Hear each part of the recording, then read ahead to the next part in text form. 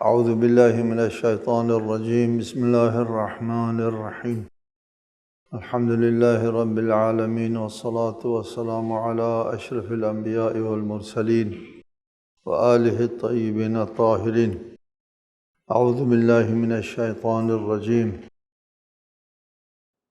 اذ تمشی اختک فتقول هل ادلکم علی من یکفلہ فرجعناك إلى أمك كي تقر عينها ولا تحزن وقتلت نفسا فنجيناك من الغم وفتناك فتونا فلبثت سنين في أهل مدين ثم جئت على قدر يا موسى۔ سورہ طٰہٰ آیت 40۔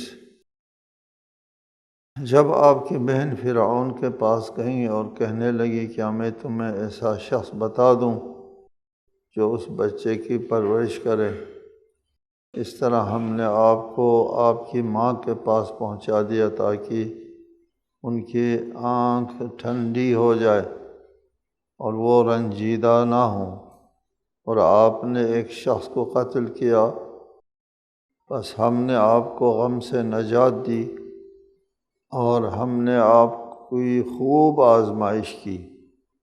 پھر سالوں تک آپ مدین والوں کے ہاں مقیم رہے۔ پھر اے موسیٰ اب عین مقرر وقت پر آ گئے ہیں۔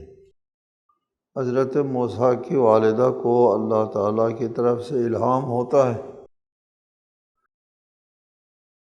چونکہ فرعون بنی اسرائیل کی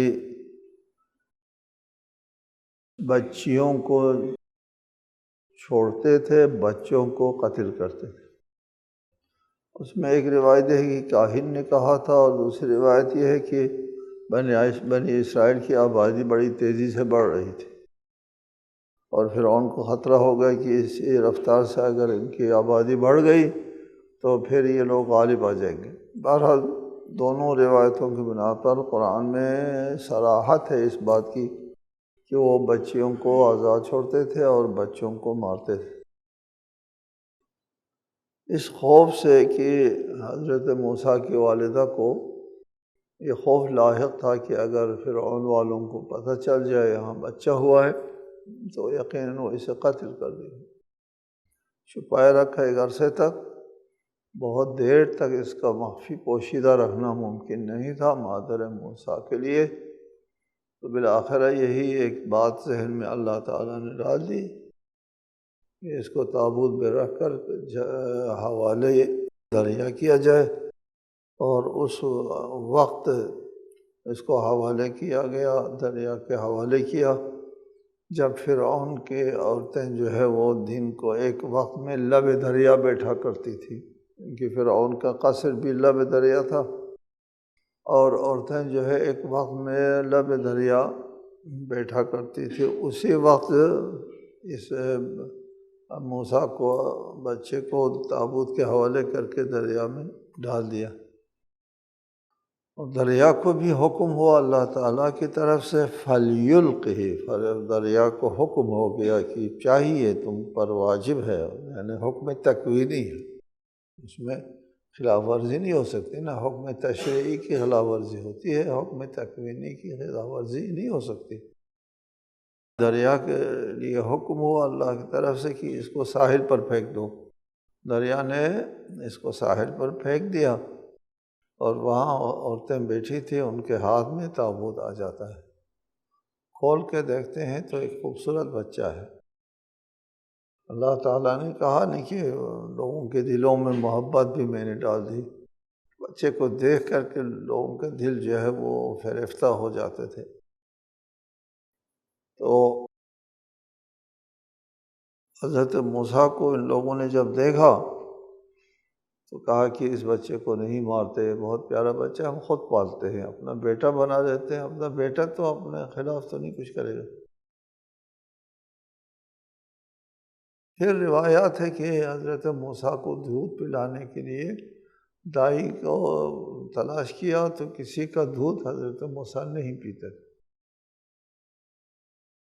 اس وقت حضرت موسیٰ کی والدہ نے اپنی بیٹی کو ہے نا موسیٰ کی بہن کو پیچھے پیچھے بھیجا تجسس کے لیے، دیکھو کہ موسیٰ کو اس تابوت میں ڈال کر کے ہم نے دریا کے حوالے کیا ہے، تم جا کر کے خیال رکھو کہ یہ تابوت جو ہے وہ کس کے ہاتھ آتا ہے۔ بچی قصر فرعون کے گرد و پیش میں چکر لگا رہی تھی، دیکھا کہ یہ تابوت جو ہے وہ ساحل پر آ گیا، عورتوں نے لے لیا، کھولا اور بچے سے پیار شروع کر دیا، اور اس کے لیے دودھ پلانے والی دائی کی تلاش میں وہ تھے، تو بچی جو بہن وہاں جاتی ہے، کیا کہتے ہیں کہ وہ کسی کا دودھ نہیں پیتا تھا روایات کے مطابق، تو حضرت موسیٰ کی بہن نے جا کر کے ان سے کہا کہ میں ایک دائی کو تلاش کر سکتی ہوں جو اس کو دودھ پلا دے، اور موسیٰ اس کا دودھ پی لے گا۔ ٹھیک ہے، لے آؤ۔ تو دوڑ کر کے گئی ماں کے پاس، اور ماں کو اٹھا کر کے قصر فرعون میں لے آیا، اور بچے کو ماں نے اپنے گود میں لے لیا۔ هل ادلکم علی من یکفلہ، کیا میں تمہیں ایسا شخص بتا دوں جو اس بچے کی پرورش کرے، کفالت کرے؟ چنانچہ فرجعناک الی امک، بچے کو تم نے ماں کے پاس واپس کر دیا اللہ تعالیٰ نے، اور بچہ جو ہے وہ ماں کی گود میں دوبارہ آ گیا۔ جب ماں نے دودھ پلایا تو وہ آرام سے شوق سے دودھ پینا شروع کر دیا۔ ٹھیک اس طرح کہ تقر عینها ولا تحزن، تاکہ اس ماں کے آنکھوں کی ٹھنڈک جو ہے وہ اس کو دوبارہ مل جائے، اور وہ غمگین بھی نہ ہو، بیٹا ہے، بچہ ہے، اولاد ہے، دریا کے حوالے کر دیا ہے، تو دوبارہ واپس اس کے گود میں دینا جو ہے یہ بہت بڑا احسان تھا مادر موسیٰ پر بھی، کہ تقر عینها، اور اس کے آنکھوں میں ٹھنڈک آ جائے، اور ولا تحزن، اور غمگین بھی نہ ہو۔ اللہ تعالیٰ کا کرم ہے، مہربانی ہے، وہ بچہ واپس کر دیا ماں کی طرف۔ یہ بات ہو رہی ہے وحی کے ذریعے وادی سینا میں، کہ موسیٰ تیرے ساتھ ہم نے یہ احسان کیا ہے پہلے، اور حضرت موسیٰ کو بھی پتہ ہے جریان کا۔ وَقَتَلْتَ نَفْسًا فَنَجَّيْنَاكَ مِنَ الْغَمِّ، اور تو نے ایک نفس کو قتل کیا تھا تو اس غم سے بھی ہم نے آپ کو چھڑا دیا۔ اور واقعہ بھی قرآن میں خود مذکور ہے کہ دو آدمی آپس میں لڑ رہے تھے، اور ایک قبطی تھا، دوسرا بنی اسرائیلی تھا۔ موسیٰ فرعون کے قصر میں پل رہا تھا، جوان ہو گئے تھے، تو حضرت موسیٰ نے وہ کیا، ایک مکہ مارا قبطی کے اوپر، تو وہ قتل کے ارادے سے نہیں مارا تھا، لیکن وہ اسی سے مر گیا، وہ قبطی مر گیا، مصری یعنی فرعون کی قوم کا بندہ تھا، وہ مر گیا، اور اسرائیلی کی حمایت میں، طرفداری میں۔ دوسرے دن وہ پھر قصر نہیں جاتے، ایسا لگتا ہے کہ وہیں کہیں رات گزارتے ہیں، دوسرے دن وہی شخص کسی اور کے ساتھ بھی لڑ رہا تھا، تو حضرت موسیٰ نے کہا، اس کی حمایت شروع کر دی بنی اسرائیل کی شخص کی، تو دوسرے آدمی نے کہا، کل جیسے آدمی مارا ہے تو نے، آج بھی تو مجھے مارے گا وغیرہ۔ اتنے میں ایک بندہ، ایک مومن آل فرعون جو اپنے ایمان کو چھپاتا تھا، تقیہ کرتا تھا، ایمان کو چھپا کر کے اظہار نہیں کرتا تھا، وہ دوڑتا ہوا آتا ہے کہ حضرت موسیٰ سے کہتے ہیں کہ وہاں قصر فرعون میں یہ فیصلہ ہو رہا ہے کہ تم کو قتل کر دیا جائے، لہٰذا آپ یہاں سے چلے جائیں، اچھا ہے۔ فخرج منها خائفا يترقب، نہیں اچھا، حضرت موسیٰ حالت خوف میں وہاں سے نکل گئے۔ بہرحال حضرت موسیٰ نکلتے ہیں وہاں سے، فنجیناک، ہم نے تم کو نجات دی یہاں پہ من الغم، وفتناک فتونا، ہم نے آپ کی خوب آزمائش کی۔ یہ دیکھیں اللہ تعالیٰ کی سنت جاریہ ہے کہ وہ انبیاء کو، اوصیاء کو، صلحاء کو مفت میں کوئی مقام نہیں دیتا۔ پہلے بھی آپ کو بتایا کرتا ہوں، اللہ جو ہے وہ پہل نہیں کرتا کسی معاملے میں، اللہ پہل کرتا ہے۔ ہم کو پیدا کیا، اللہ نے پہل کی، ہم کو عقل دی، اللہ نے پہل کی، بصیرت دے دی، اعضاء جوارح دے دیا، اور ایک وسیع و عریض زمین دے دی، دھوپ دی، پانی دیا، وغیرہ وغیرہ سب دے دیا، اس میں اللہ تعالیٰ نے پہل کیا۔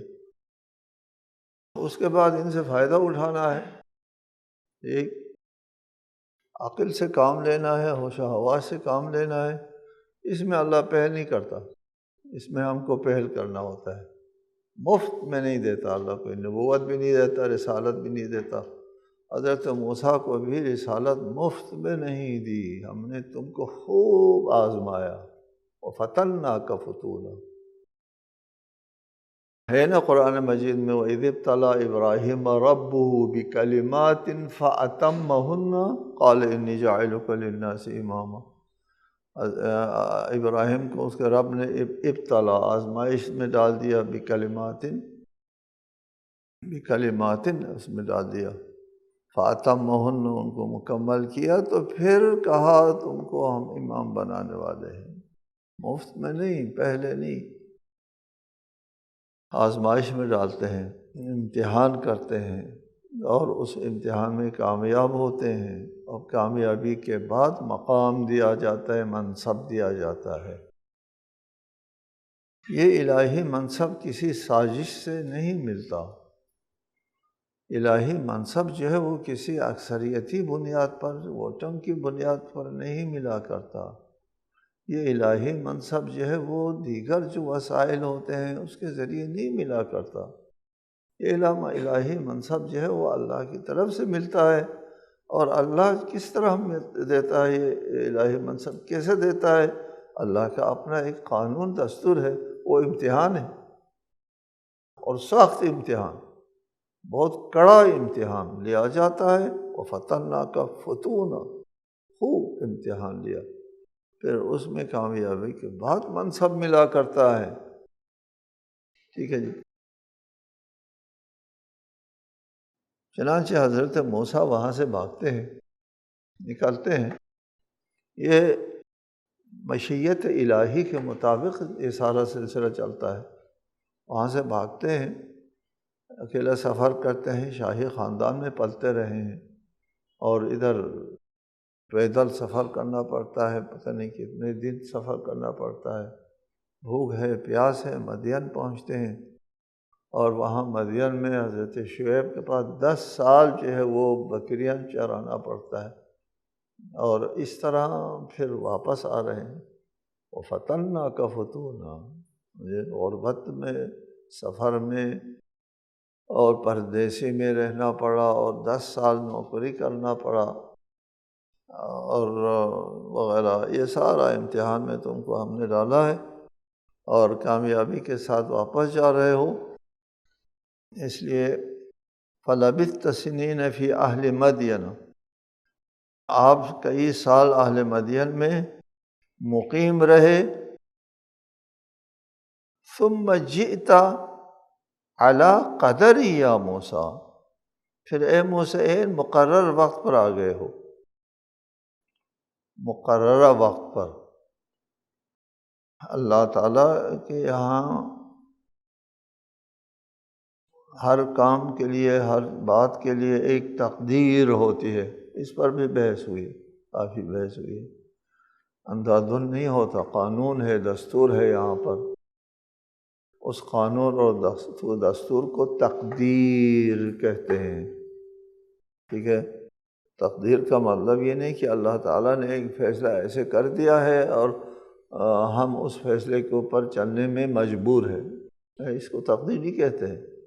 تقدیر ایک قانون اور ایک دستور ہے، کائناتی قانون ہے، طبیعاتی قانون ہے اور تشریعی قانون ہے۔ تشریعاً و تکویناً قوانین ہیں، ان کے اوپر عمل کرنے سے ہم اپنی تقدیر بنا لیتے ہیں۔ یہ تقدیر ہے۔ اگر آپ محنت کرتے ہیں تو آپ ٹھیک کمائیں گے، عزت کی روٹی کھائیں گے، سستی کرتے ہیں تو ذلت کے ساتھ زندگی گزارنا پڑے گا۔ اب یہ علم خدا میں ہے، یہ ہے تقدیر، یہ ہے تقدیر کا ترجمہ نہیں ہوتا، تقدیر تنظیم، قدر، اندازہ، اور اندادن نہیں، اندازے سے ہے۔ تقدیر ہے، بد نظمی نہیں ہے، قانون ہے، لا قانونیت نہیں ہے، اندادن نہیں ہے۔ ابھی جو موسیٰ یہاں تک آئے ہیں، اللہ تعالیٰ کے وضع کردہ تقدیر کے مطابق ادھر پہنچ گئے ہیں۔ جئت علی قدر یا موسیٰ، یہ اتفاقیات نہیں ہیں۔ اتفاقاً موسیٰ کی والدہ نے ڈال دیا، اتفاقاً پکڑ لیا، یہ اللہ تعالیٰ کی تقدیر ہے، اس کے مطابق ایسا ہونا تھا، اور اسی کے مطابق حضرت موسیٰ جو ہے وہ چل رہے ہیں۔ حضرت موسیٰ کے اپنے عمل کو داخل ہے، اپنے عمل کو اس میں داخل ہے، اس لیے کیا داخل ہے؟ وَفَتَنَّاكَ فُتُونًا، آزمائش کی اور اس میں کامیاب ہو گئے، عمل کو داخل ہے۔ اور اس طرح کی تقدیر سازی کے بعد اللہ کے اس وضع کردہ قانون اور دستور کے مطابق چل کر موسیٰ تو ادھر آ گئے ہو کامیاب ہو کر، اب نبی اور رسول بنا رہا ہوں تجھے، ٹھیک ہے۔ ثم جئت علی قدر یا موسیٰ، ایک تقدیر کے مطابق اور ایک قانون و دستور کے مطابق تو یہاں آ گیا۔ وَاصْطَنَعْتُكَ لِنَفْسِي، اور میں نے آپ کو اپنے لیے اختیار کیا ہے۔ یہ بھی بہت بڑا مقام ہے حضرت موسیٰ کے لیے کہ اللہ تعالیٰ فرماتا ہے وَاصْطَنَعْتُكَ لِنَفْسِي، میں نے اپنے لیے تم کو منتخب کیا ہے۔ اپنے لیے یعنی اپنے مفاد کے لیے، اپنے کسی مصلحت نہیں، اپنے لیے سے مراد اپنے دین کی بلندی کے لیے، اور اپنا جو نظام حیات ہے وہ اور سعادت کا نظام ہے وہ لوگوں کو دینے کے لیے۔ اللہ کا منشا یہ ہے کہ لوگوں کے اوپر رحم کرنا، اس کے لیے میں نے تجھے منتخب کیا ہے۔ اذهب انت واخوك بآیاتی ولا تنیا فی ذکری، لہٰذا آپ اور آپ کا بھائی میری آیات لے کر جائیں اور دونوں میرے یاد میں سستی نہ کرنا۔ ولا تنیا، تنائی یعنی سستی کرنا۔ حضرت موسیٰ مقام رسالت پر فائز ہے، مقام رسالت پر اللہ تعالیٰ نے امتحان لینے کے بعد، پاس ہونے کے بعد فائز کیا ہے، ایسے تو فائز نہیں کیا کہ حضرت موسیٰ کے اوپر بھروسہ نہ ہو کہ حضرت موسیٰ جو ہے وہ مجھے بھولے گا، غفلت کرے گا اور وغیرہ وغیرہ، ایسا نہیں ہے۔ بلکہ حضرت موسیٰ کو جس مہم کے لیے اللہ تعالیٰ نے روانہ فرمایا ہے وہ مہم بہت سخت ہے، بہت حوصلہ شکن مہم ہے، صبر آزما مہم ہے۔ اس کے لیے ایک پشت پناہ کی ضرورت ہے، ایک طاقت کی ضرورت ہے۔ وہ طاقت مادی نہیں ہے، لاؤ لشکر نہیں ہے، اسلحہ نہیں ہے، وہ اللہ تعالیٰ موسیٰ کو وہ طاقت دے رہے ہیں۔ ولا تنیا فی ذکری، میرے ذکر کو، یاد کو فراموش نہ کرو، ہمیشہ میرے یاد میں رہو، اور دل میں یہ چیز رکھو کہ میرے پشت پر اللہ بیٹھا ہے، میں طاقتور ہو جاؤ گے، مقابلہ کرو گے، کسی سے نہیں ڈرو گے۔ ولا تنیا فی ذکری، اور اگر اللہ تعالیٰ کو فراموش کر کے اپنے اپنی غیر خدا جو ہے حیثیت و مادیت ہو اس کے اوپر نگاہ رکھو تو سوال پیدا نہیں ہوتا فرعون کے قصر میں قدم رکھے جی وہاں جا کر کے اعلان رسالت کرنا کہ میں رب العالمین کا رسول ہوں کا ادعا کرنا تو دور کی بات ہے، قصر میں داخل تک نہیں ہو سکتا اپنے اوپر اگر بھروسہ کرے۔ یہ ولا تنیا فی ذکر، پشت پر ذکر خدا، خدا کو ہمیشہ حاضر رکھو ذہن پر، اور کہ خدا میرے ساتھ ہے، خدا کے حکم سے جا رہا ہوں، اور لہٰذا مجھے کسی کی کیا پرواہ۔ بہت طاقت آ جاتا ہے انسان میں، یہ ذکر خدا سے انسان بہت طاقتور بن جاتا ہے۔ ٹھیک ہے، یہ ہمارے لیے بھی ہے، ہم اگر اللہ تعالیٰ کو یاد رکھتے ہیں ہر قدم پر یہ، اور تو ہم طاقتور ہوتے ہیں، اور اگر اللہ کو ہم ذہن سے نکالتے ہیں اور ذہن سے نکال کر اپنے ہیلے اور اپنی تدبیر، اپنے بہانے اور جھوٹ موٹ کے ذریعے، فریب اور دغا بازی کے ذریعے اپنے معاملے کو سیدھا کرنا چاہتا ہے تو یہ اس وقت ہوگا نا خدا کو جب بھولے گا۔ خدا کیا کر سکتا ہے جی، میں خوب اپنا مسئلہ ٹھیک ٹھاک چلا سکتا ہوں، اس لیے جھوٹ بولتا ہے۔ خدا نے کہا ہے جھوٹ نہ بولو، نہیں جی جھوٹ نہ بولو، ہمارے معاشرے میں جھوٹ نہ بولو تو کوئی کام بنتا ہی نہیں، جھوٹ تو اے اللہ بولنا ہی پڑتا ہے، اے اللہ بھی نہیں کہے گا، اللہ یاد نہیں ہے اس کو، جھوٹ تو بولنا ہی پڑتا ہے۔ ٹھیک ہے، اللہ کی یاد جو ہے اس کے پشت پر نہیں ہے، وہ اپنے اوپر بھروسہ کرتا ہے۔ اللہ تعالیٰ کیا کرتا ہے جواباً؟ اللہ جواباً یہ فرماتا ہے پھر خود کرو۔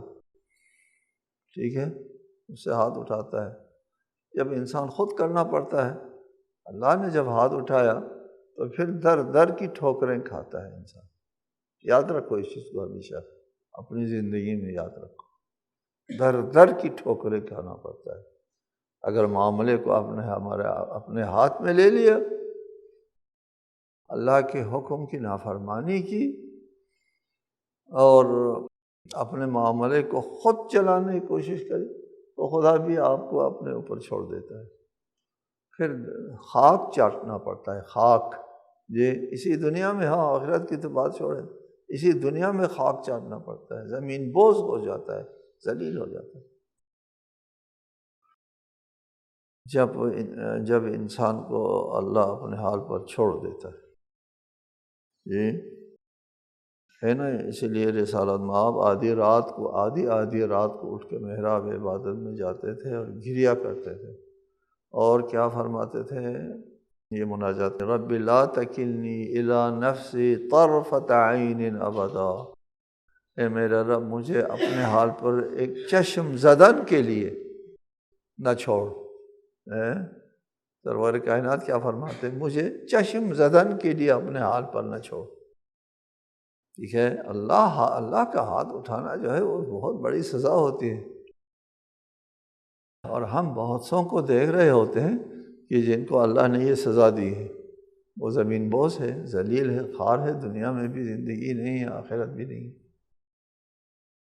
اس کو یاد رکھیں، وَلَا تَنِيَا فِي ذِكْرِي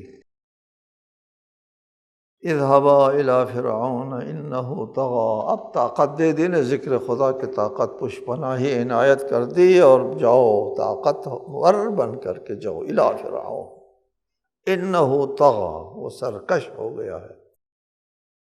ایک فرعون سرکش ہے، اس کی بہت بڑی سلطنت ہے، بہت بڑی طاقت ہے، اور آج بھی اس کی طاقت اور سلطنت کے آثار دنیا کے 7 عجائبات میں شمار ہوتا ہے۔ آج بھی فرعونیت کا اور مصر کا تہذیب و تمدن جو ہے وہ آج بھی آشکار ہے۔ یہ اہرام مصر ہے، ابو الہول ہے، وغیرہ وغیرہ، ان کے قبرستانیں ہیں، ان کے ممی شدہ لاشیں ہیں وغیرہ، بہت ساری چیزیں اس وقت محفوظ ہیں۔ دنیا کے سامنے ہے، اس زمانے کی طاقت اور اس زمانے کی تہذیب اور اس زمانے کی جو مملکت ہے، یہ انہ طغیٰ۔ اس کے باوجود وہ فرعون ہے، اور تو دو بھائی بنی اسرائیل کے جو فرعون کے غلام ہیں، پوری قوم غلام ہے، ان سے وہ کام لیتے تھے، مزدوری کا کام لیتے تھے، غلاموں کی طرح۔ تو بنی اسرائیل کے دو آدمی فرعون کے تخت تاج کے سامنے جاتے ہیں، جانے کے لیے حکم ہوتا ہے، فقولا لہو قولا لینا، نرمی سے بات کرو اس سے ساتھ جی، اور دونوں اس سے نرم لہجے میں بات کرنا، شاید وہ نصیحت مان لے یا ڈر جائیں، لعلہ یتذکر او یخشی، شاید وہ نصیحت مان لے یا ڈر جائیں، خوف خدا کوئی دل میں شاید آ جائیں، ٹھیک ہے۔ فقولا لہو قولا لینا، ان دونوں سے نرم لہجے میں بات کرو، سخت لہجے میں بات نہ کرو۔ کہو فرعون تو مشرک اور تو نجس ہے، تو جہنمی ہے، اس طرح نہ بات کرو، قولا لینا، نرمی کے ساتھ بات کرو، آرام سے بات کرو۔ اس لیے اگر آپ کا لہجہ، آپ کا طرز تکلم، آپ کا اسلوب کلام اگر غلط ہے تو اس کلام کے اندر موجود تمام منطق، تمام دلیل اور تمام برہان پر پانی پھر جاتا جی۔ آپ کے پاس منطق ہے، آپ کے پاس دلیل ہے، برہان ہے، معجزہ، سب کچھ ہے، لیکن لہجہ خراب ہے، بات کرنے کا سلیقہ نہیں آتا۔ اگلے آدمی کا ذہن پہلے بھگا دیتا ہے، انسان ذہن بھگا دیتا ہے، پھر اس کے بعد اس کو ہدایت کی طرف بلانے کی کوشش، یہ غلط ہے۔ پہلے آپ نے اس کے ذہن کو اپنے سے دور کیا، اور پھر اس کے بعد اس کو بلاتے ہیں۔ اے یار بیوقوفی ہے، یہ کوئی بلانے کا طریقہ ہے؟ دور کر کے نزدیک کرنے کی کوشش کی جاتی ہے۔ دور کس سے کیا؟ اس کے حساس ترین رگ کو چھیڑا، ٹھیک ہے، اور چھیڑ کر کے اپنے سے اس کو متنفر کیا، اور پھر دعوت نزدیک دینے کے، یہ حماقت ہے۔ اس پر انشاءاللہ آئندہ مزید بات ہوگی۔ السلام علیکم۔